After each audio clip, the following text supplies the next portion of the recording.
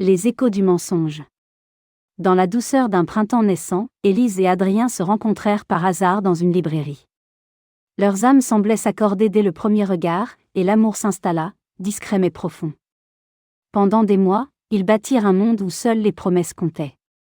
Adrien jurait fidélité, Élise rêvait d'un avenir radieux, et l'univers conspirait à leur bonheur.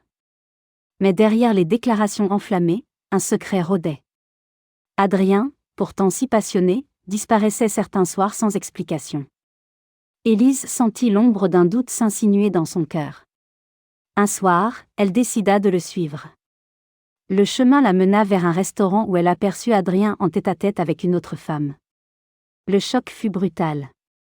Cette femme, vêtue d'une élégance que Élise ne connaissait pas, lui tenait la main avec la même tendresse qu'il lui réservait.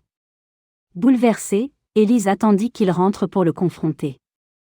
Adrien nia d'abord, puis, sous la pression, avoua, cette femme s'appelait Clara, et il partageait un passé qu'il n'avait jamais osé lui révéler.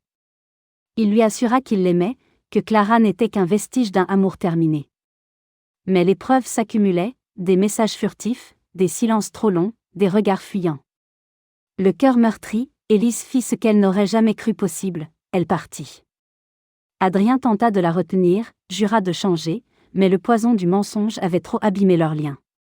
Dans la solitude de sa chambre, elle relisait leurs anciennes lettres, cherchant une vérité qui n'existait plus. Chaque mot semblait désormais vide. Mais la vie, dans sa cruauté, ne s'arrête jamais. Quelques semaines plus tard, Clara elle-même vint à sa rencontre, portant une vérité que Élise n'avait pas anticipée. 11. Clara n'était pas une amante.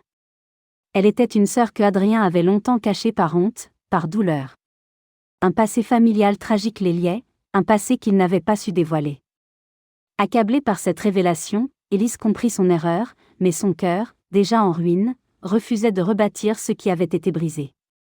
Adrien tenta de la reconquérir, prouvant par 1000 gestes qu'il n'avait jamais cessé de l'aimer. Mais la confiance est une fleur fragile, et la trahison, même mal interprétée, laisse des cicatrices. Elle lui pardonna, mais sans retour possible. Leur amour, autrefois flamboyant, ne survivrait pas aux blessures du passé. Ils se dirent adieu, le cœur serré mais libre. Et ainsi, chacun prit un chemin différent, portant en eux les échos d'un amour magnifique, mais gâché par les non-dits.